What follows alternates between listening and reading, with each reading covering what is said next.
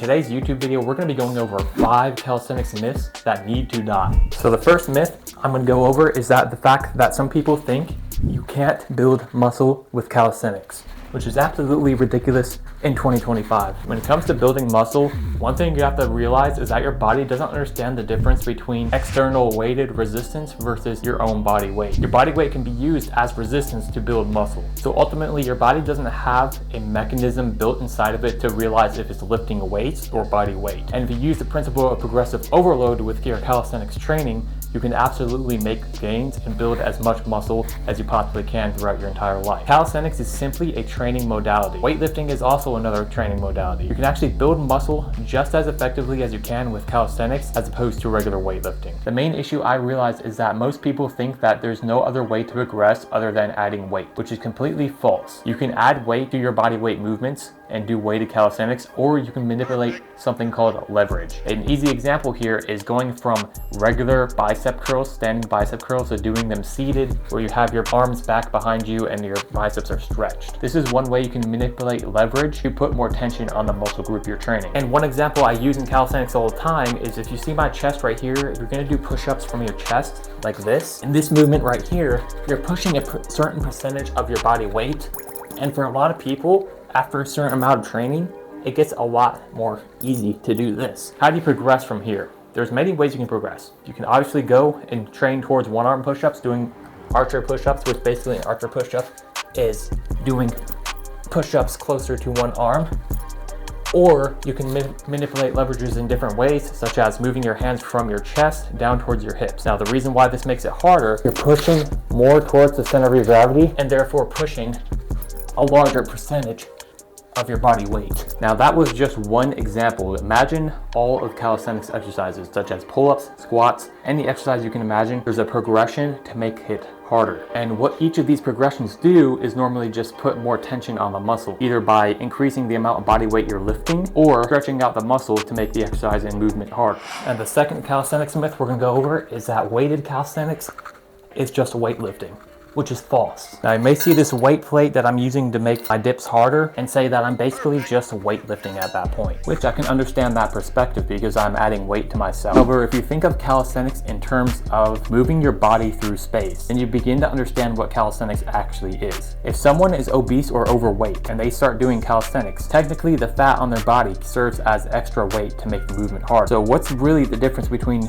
me adding weight to myself and somebody just packing on a little bit more fat through eating more? There's not much of a difference really. You're still moving your body through space. It's just that you're adding an external weight to yourself. So really, you should be thinking of weighted calisthenics as more of a hybrid approach. Yes, you're adding weight to yourself to make the movement harder. That way you don't have to sit in the gym doing endless amounts of reps in order to get a stimulus for hypertrophy. You're still building that specific strength for the sport of calisthenics. So you're still increasing your relative strength, which is the strength relative to your body weight, in order to improve at calisthenics movements. Weightlifting is more of moving external loads. So like doing overhead barbell press. That would be weightlifting. A weighted handstand wall push-up is actually still calisthenics. Even though you have a weight vest on you, doing a wall handstand push-up, you're still building that strength for the movement pattern. Now, the third calisthenics myth is that you can't hit legs with body weight exercises, which is false.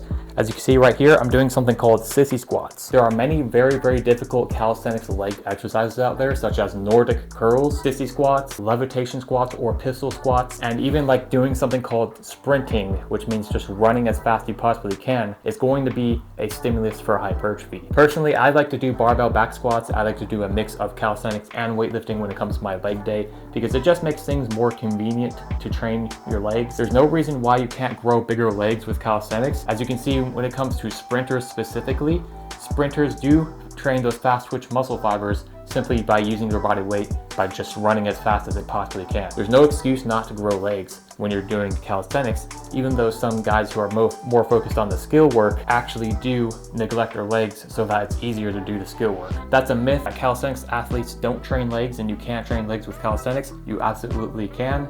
It just requires a little bit of creativity. Doing explosive movements helps a lot. 60 squats and Nordic curls is gonna make things super intense. 1,101. 1,102. If you couldn't tell already, the fifth and final myth is the fact that some people think you need to do endless reps of calisthenics exercises in order to see progress. This is honestly so false that it hurts. I understand there's a lot of stereotypes when it comes to calisthenics training, and one very large stereotype is that there's these park calisthenics athletes that just do endless reps of calisthenics exercises every single day. Can this get you progress? Yes, it can.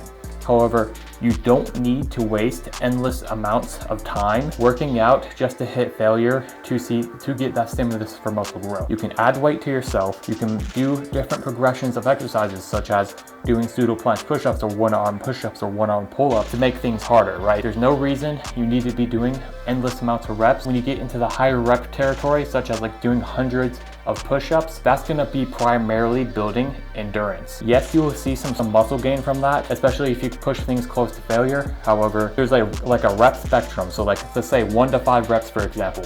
If you can only do 1 to 5 reps of an exercise and you hit failure after 5 reps or 1 rep, that's gonna primarily build strength. You will see muscle growth from that if you use the principle of progressive overload. However, primarily gonna build strength because you're doing a lower rep range. And on the opposite side of that, if you're doing hundreds of reps, even if you hit failure, you're primarily gonna be building endurance. So a good rule of thumb is to do anywhere from 5 to 20 reps for hypertrophy. Now, obviously you can do 30, 40, 50 reps.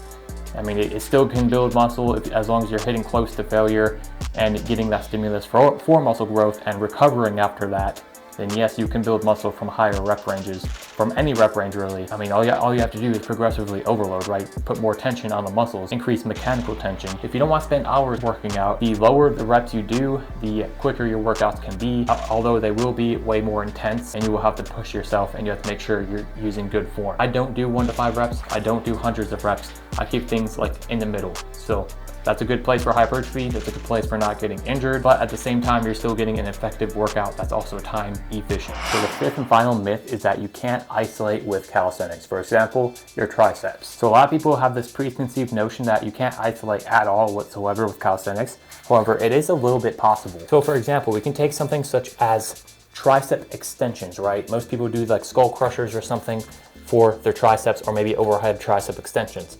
You can take from weightlifting and get inspiration from it. So this exercise right here is called tiger bend push-ups. Now, the more weight you lean onto your palms here, the harder this exercise is gonna get. But if you rep these out, I guarantee you, your triceps will grow bigger and stronger just through this exercise. Now, what I like to do with these is actually, I like to take them and elevate them on the surface. So this is not gonna be a perfect example here because I do have something behind me.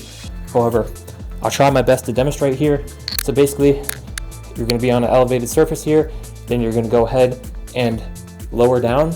Now this is the reason why I like these, is at this bottom portion of the rep here, you can get a nice stretch on your triceps there. Now obviously the lower the bar is, the harder the exercise will be. However, this is a great way to isolate the triceps. Now when it comes to shoulders and stuff, you can do what's called shoulder rotations.